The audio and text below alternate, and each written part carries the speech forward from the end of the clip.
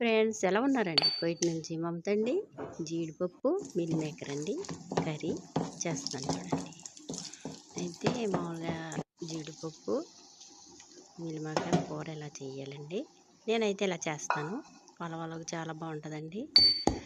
మామూలుగా మిల్ మేకర్లో ముందుగా ఉడకబెట్టుకోవాలండి.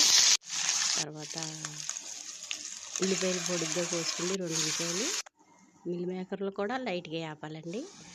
మామూలు ఉల్లిపాయలు దోరగా వేపుకుండి గోల్డ్ కలర్లో తర్వాత 2 మిక్స్ చేసుకుండండి. మామూలుగా జీడిపప్పు కూడా వేసుకోండి, మిక్స్ చేసుకోండి. కొంచెం కారం మామూలుగా సాల్ట్ వేసుకుని అది పక్కన పెట్టుకోవాలండి.